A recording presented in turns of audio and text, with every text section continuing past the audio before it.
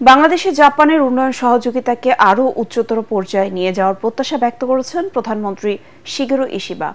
প্রধান উপদেষ্টার সাথে দ্বিপাক্ষিক বৈঠকের আগে সূচনা বক্তব্যে একথা জানান তিনি। স্থানীয় সময় শুক্রবার সকালে এই বৈঠক অনুষ্ঠিত হয়। এর আগে রাজধানী টোকিওতে জাপানের প্রধানমন্ত্রীর কার্যালয়ে পৌঁছালে প্রধান উপদেষ্টাকে গার্ড অব অনার প্রদান করা হয়।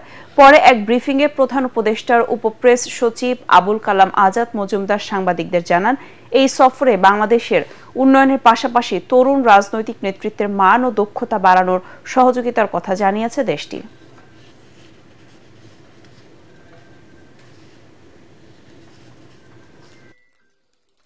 তারা আমাদের যে তরুণ রাজনীতিবিদ, বিভিন্ন রাজনৈতিক দলের যে তরুণ রাজনীতিবিদ আছে, তাদেরকে আরো কিভাবে তাদের ক্যাপাসিটিটা বিল্ডিং করা যায়, বিভিন্ন দেশের গভর্নেন্স সিস্টেমটা যদি তাদেরকে দেখিয়ে তাদেরকে ভবিষ্যতের জন্য প্রস্তুত করা যায়, সে বিষয়ে সহযোগিতার আগ্রহ ব্যক্ত করেছে। তো এটা শুধু যে অর্থনৈতিক সহযোগিতা তা না, অন্যান্য আরো যেসব ক্ষেত্র আছে, দুটো বন্ধুত্বপূর্ণ দেশের মধ্যে যে ধরনের সহযোগিতা সম্পর্ক সচরাচর হয়ে থাকে সেরকমই হয়েছে। আর জাপান তো আমাদের স্ট্র্যাটেজিক একটা পার্টনার হিসেবে আগে থেকে আছে।